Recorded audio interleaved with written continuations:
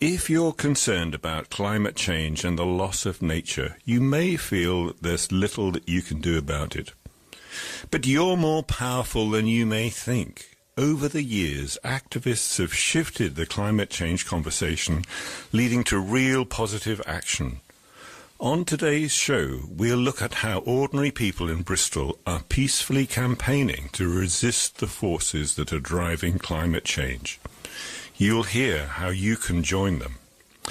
We begin with Jamie, who's leading a campaign to share clear scientific information about the climate emergency and promote a proposed new law to protect nature and wildlife, ensure that we do everything we can to protect ourselves from climate change. So my name's Jamie Russell. I'm the Grassroots manager at 0 Hour. 0 Hour is a campaign for the Climate and Nature Bill, which is a science-led piece of legislation which would ensure that the UK does everything it needs to do to tackle the climate and nature crisis.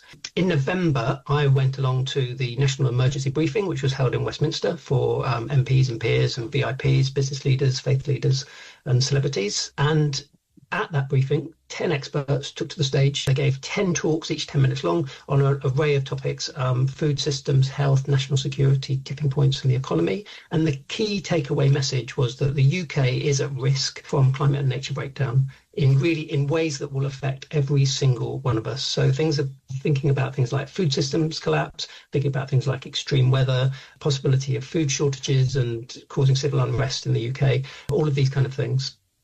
And it was a really bleak message, and it was one that a few weeks later was reinforced when the intelligence services, MI5 and MI6, released a report talking about biodiversity loss at a global scale and how it might affect the UK, and the fact that we are really heading towards a really bumpy ride over the next few years, I think is probably the best way of putting it. So the response to this has been really fascinating to see. So the wonderful people who set up the National Emergency Briefing were very much looking at this as a way of creating a social tipping point for positive change. So we often quite hear about the scary tipping points like the Amazon collapsing or whatever it might be, but this is actually a positive one. So how do we get the change that we really need to see in order to tackle the climate and nature crisis? And so what the current plan is to roll out screenings of the National Emergency Briefing. A 45-minute film version of the briefing is being prepared. And the idea is that people will be able to screen it in their communities, everywhere from cathedrals to community centres, right across the board. And we're really keen on using this as a way to empower ordinary people at a local level to take the initiative and to really push that social tipping point. So you can host this film in your community. It's free to screen, and invite people along. So you can invite your local community along, but we're also really hoping that people will go and engage with political leaders. So we're setting up systems so that people can invite their MP to come along to the screening and join in a post-film discussion about what the MP thinks the correct response should be. Local councillors as well, local civic leaders. Really, the idea is to try and find a way for communities to, A, be empowered through knowledge of quite how dire the situation is that we're facing, but also empowered through being able to speak directly to those in power and to call on them to deliver the changes that we need to see. The National Emergency Briefing talked very much about the need for a post-war Marshall Plan style approach to tackling emissions, so reducing emissions at a rapid pace, restoring nature at a rapid pace in order to kind of save us from the worst outcomes. And from our point of view, at 0 Hour, the Climate and Nature Bill does exactly that. It is a science-led piece of legislation, and it would ensure that the UK meets its internationally agreed targets on climate and nature, which we're currently way off course on doing, and actually gives us a legislative pathway to see the change that the science says is necessary. We're really hopeful we'll be able to put the pressure on the government to ensure that they begin to treat this emergency as the emergency it really is. For a long time, I think people assumed that maybe politicians didn't realise how serious the situation is, but I think it's no longer the case that we can assume that they're lacking in knowledge. I think what they're lacking in is belief that people will get behind them if they say, we actually need to tackle this seriously. And I think they need to know that there is public support on their side for taking climate and nature action. And study after study has shown that MPs assume that the majority of the public aren't ready for rapid change. But actually, when the public surveyed, the public said, no, we'd like to see politicians going much further. Because I think also one of the things that the public realizes is that there are huge co-benefits from taking action on the climate and nature crisis.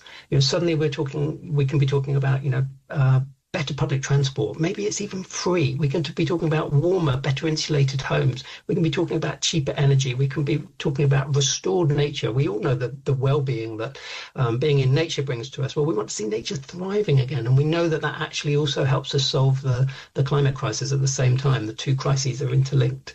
So I think what we're really hoping to see is a positive social tipping point, but also a tipping point within the political class as well, where they realise that they have the power and the public backing to actually go much further, much faster.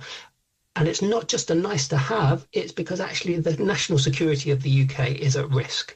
Could this national emergency briefing be screened live on television? Could we have a public engagement through national media, TV broadcast, a bit like we did during the COVID crisis, giving the latest science, keeping everyone up to date on what the latest numbers were? That idea of informing the public about how dire things are, and then also empowering them to take action. Because the fact of the matter is we've seen just recently, if you live down in the southwest, if you live in Cornwall, the national emergency is already here in terms of extreme weather. People have suffered through the storms this winter and have seen devastation in terms of infrastructure, in terms of homes, in terms of businesses, flooding. This is us. This is us at the beginning of the process, and things are accelerating, and there is already a huge amount of warming locked in and a huge amount of impacts that are yet to come. And we really do need to be thinking about how do we reduce those impacts and how do we become more resilient.